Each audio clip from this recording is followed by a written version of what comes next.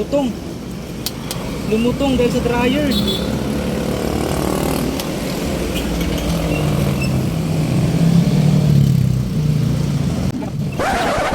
Ngayong araw guys, ako yung magbabantay ng laundry shop. Hindi kasi nakapasok ang regular staff namin. Habang naghihintay ng clients, bigla na namang tumalsik yung isang LC ng electric fan namin. Wala tayong magagawa kundi hanapin yan. Sobrang init kasi dito kapag walang electric fan. Ang hirap pa naman maghanap kapag hindi mo alam kung saan tumalsik. At ang nakakainis pa dito, kung kailan sumuko ka na at hindi mo na siya hinahanap, doon mo lamang makikita. Parang yung ex mo, kung kailan naman naka-move on ka na, bigla na lang magpaparamdam. Aray ko. So matapos nga ang ilang minutong paghahanap, napansin ko na naipit pala siya doon sa may gilid. Kaya agad ko itong kinuha para ayusin. Ikinabit ko na kaagad para paandarin. Ang sarap talagang namnamin ng sariwang hangin.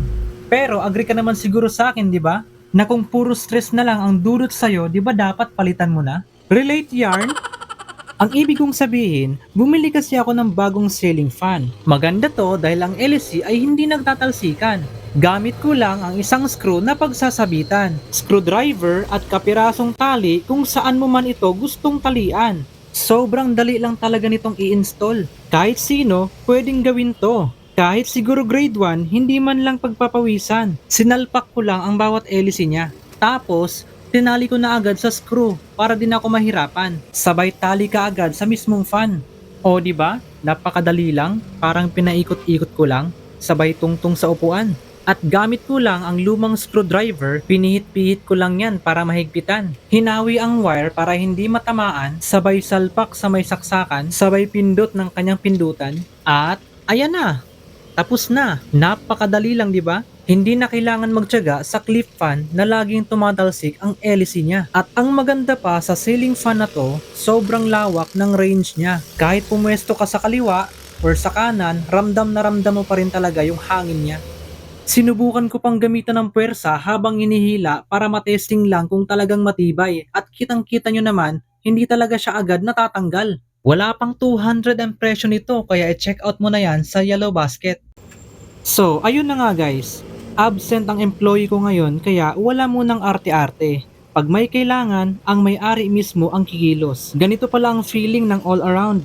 Ako ang cashier, taga-assist ng customer, taga-check ng machines, lahat-lahat. Pati pagtutupi, ako na rin kapag wala akong makuwang part-time na taga-tupi. Dito ko mas lalong na-realize na hindi porket may negosyo ka, pwede ka nang umupo lang. Kailangan alam mo ang bawat galaw ng negosyo mo. Pag negosyante ka, dapat handa ka sa lahat. Kahit biglang ikaw ang papalit sa empleyado, walang reklamo, tuloy lang kasi bawat pagod may kapalit na aral. Pagbukas ko nga ng dryer, may nakita na naman akong pera. 2,000. Naiwan to ng customer. Sobrang lutong na kasi nga na dryer. Kaya, paalala lang sa mga nagpapalaundry dyan, mas maganda i-check nyo muna lahat ng bulsa ninyo para siguradong walang maiwan na pera. Sanay na ako makakita ng pera sa laundry, pero binabalik namin yan dahil ginawa na namin brand ang pagiging tapat sa customers. Na yung may-ari ng ano. Thank you, dear. Ito pala, may Di ba Ayan. naghanap ako ng pera? Ang laki, ba't mo naman iniwan sa bulsa mo? Nakalimutin na kasi ako eh. Sabi ko, saan yung sahod ko ng isang araw? Ayan na. Sige po. Mabalik nga pala tayo dito sa nakita kong 2,000. Pinasok ko na nga pala ito agad sa loob ng plastic ng damit ng customer para talagang hindi siya mawala. Guys, tandaan, huwag nating kukunin ang perang di naman sa atin.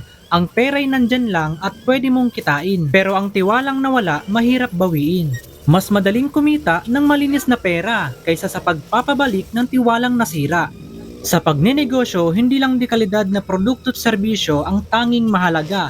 Ingatan din natin ang kanilang tiwala.